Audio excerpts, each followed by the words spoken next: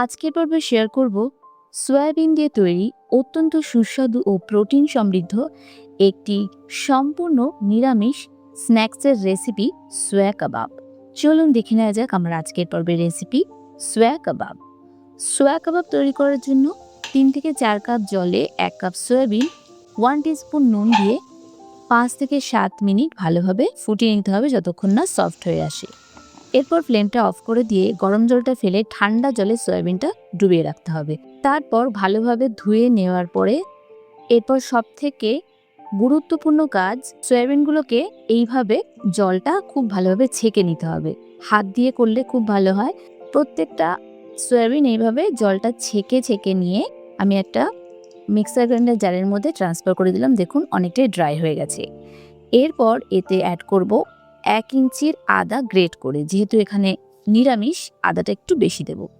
এরপর জল ছাড়া খুব ভালোভাবে পেস্ট করে নিতে হবে। দেখুন ঠিক এইভাবে কতটা সফট হয়ে গেছে। এবার এটা একটা বাটিতে ট্রান্সফার করে নিচ্ছি।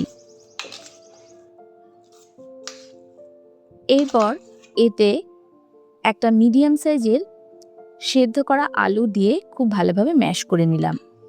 এতে ফ্লেভার খুব ভালো আসে আর বাইন্ডিংয়ের কাজ করে।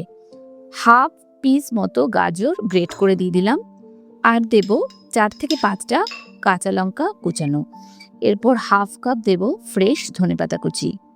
এরপর এতে অ্যাড করব 2 থেকে 3 টেবিল স্পুন পরিমাণ বেসন। যেহেতু হেলদি রেসিপি, কর্নফ্লাওয়ারের বদলে বেসন দিলেই সবচেয়ে ভালো রেজাল্ট হয়। এরপর দেব স্বাদ মতো নুন, দেব হাফ টিস্পুন পরিমাণ হলুদ গুঁড়ো, এতে কালার ভালো আসবে, হাফ টিস্পুন রোস্টেড জিরা পাউডার, হাফ টিস্পুন গরম মশলা পাউডার। এরপর দেব 1/4 কাপ মতো ব্রেড ক্রাম্বস। এটা আমি বাড়িতেই তৈরি করেছি। যে কোনো বিস্কিটকে মিক্সিতে দুবার ঘুরিয়ে নিলেই খুব ভালো ব্রেড ক্রাম্বস তৈরি হয়।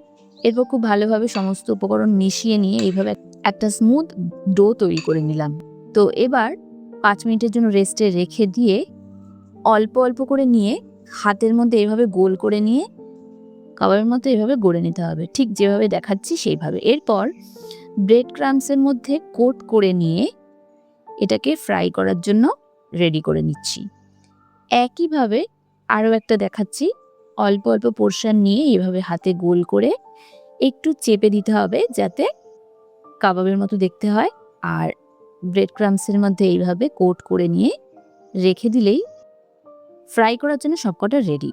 যেহেতু শ্যালো ফ্রাই করব, 2 থেকে 3 টেবিল স্পুন তেল মিডিয়াম গরম করে নিয়ে তারপর কাবাবগুলো দিতে হবে। এরপর এক একটা পিঠ 3 থেকে 4 মিনিট করে গোল্ডেন ব্রাউন করে ভেজে নিলেই রেডি হয়ে যাবে সোয়া কাবাব।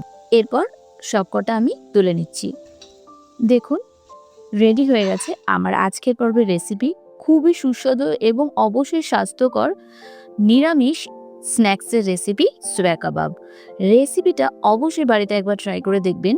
নিরামিষ দিনে পেঁয়াজ রসুন ছাড়া সম্পূর্ণ নিরামিষ এই কাবাবের রেসিপি কিন্তু অত্যন্ত সুস্বাদু। গরম গরম এই সোয়া কাবাব আপনি ধনেপাতা অথবা গ্রিন চাটনির সাথে পরিবেশন করতে পারেন, দেখবেন অত্যন্ত সুস্বাদু লাগে। রেসিপিটা কেমন লাগলো সেটা অবশ্যই কমেন্ট সেকশনে জানাবেন। রেসিপিটা যদি ভালো লেগে থাকে তাহলে ভিডিওটিতে একটা লাইক দিয়ে দেবেন এবং সকল বন্ধুদের সাথে শেয়ার করবেন। আপনি যদি আমার চ্যানেলে প্রথমবারের মতো ভিজিট করেন তাহলে আমার চ্যানেলটিকে সাবস্ক্রাইব করে দেবেন। ভালো থাকবেন, সুস্থ থাকবেন। আগামী পর্বে আবারও দেখা হবে নতুন নতুন আরও এইরকম ধরনের ইউনিক রেসিপির সাথে। ততক্ষণের জন্য নমস্কার।